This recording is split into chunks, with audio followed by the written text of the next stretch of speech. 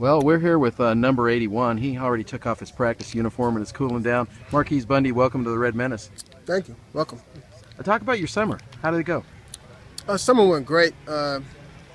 Worked out with Coach Hilgard and a lot of the receivers. We got together and did a lot of off-season runs and routes and stuff, connecting with the quarterbacks. So I think this off-season was great.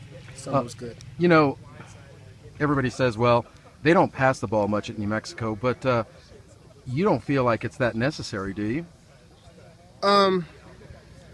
Well, the way that our offense looked running the ball, you would say something like that it wouldn't be necessary because the way that they were so effective. But of course, Coach always tells us that we need to get better into play action and that we need to stop leaving deep balls left out on the field. So I would say that it would be necessary for us to throw a little bit more efficiently.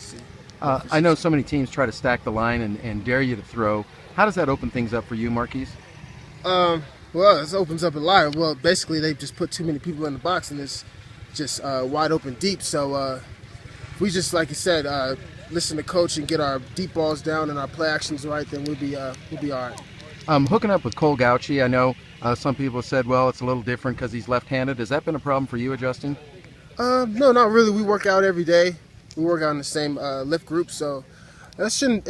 I don't take that as an excuse. He's got a pretty good arm, so we work together every day, and pretty much it's the same as the rest of the quarterbacks. To get the passing game going, what's the biggest thing that you all worked on this summer to try to make sure that it's more of a threat this year? Well, we did a lot of player-driven practices where we all came together as a group of players and as a team and without the coaches. And we ran a couple of scripted plays against our defense and just to get our timing down. And that's pretty much helped us out a lot, the most. You're a big target out there, 6'4". How does that help you and Cole hook up? Well, Cole could just put it up pretty much anywhere he wants, and I'll try to go get it. So that really helps for Cole and me to connect because, if it's a little mistake, minor errors, I'm going to try to come back and fix them. Coach Davey was mentioning a little earlier that, offensively, we're a little thin. So does that put extra pressure on you knowing that you're one of the most experienced guys out there? Well, it puts a little bit of pressure in meeting rooms. Well, we still got Jarek Magna and Tyler Duncan that are seniors, but it still puts a little bit of pressure just to be a leader, show positive role model for the incoming freshmen. So, yeah, it's definitely put a little bit of pressure, but nothing that we can't handle. Now, you're not taking golf clubs down to Ruidoso, are you? No.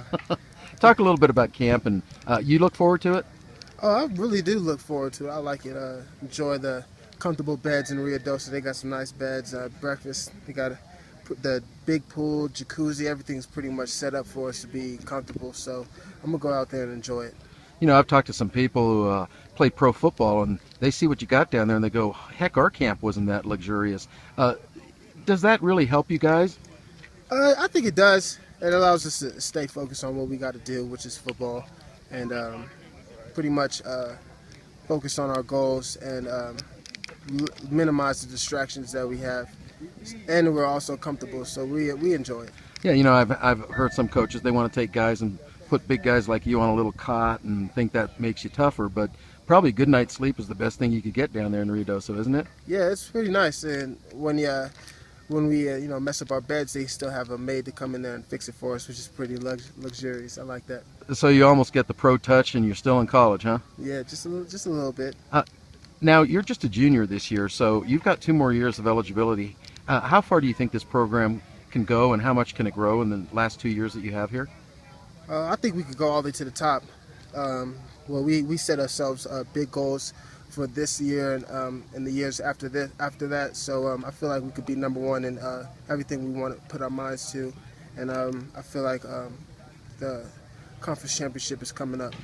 Now, we sponsor on Red Menace Yaffle Kids. Put a little plug in for buying some tickets for Yaffle Kids. What would that mean to you guys to see a Red Menace section full of Yaffle Kids? That would be amazing. I remember when I was little playing football all the time, I think in Arizona it's different, it's called Pop Warner, but the Yaffle stuff, that's really big for the little kids to come out and we get to show them how big guys play football. And so I really do would appreciate it if everybody came out. That would be nice.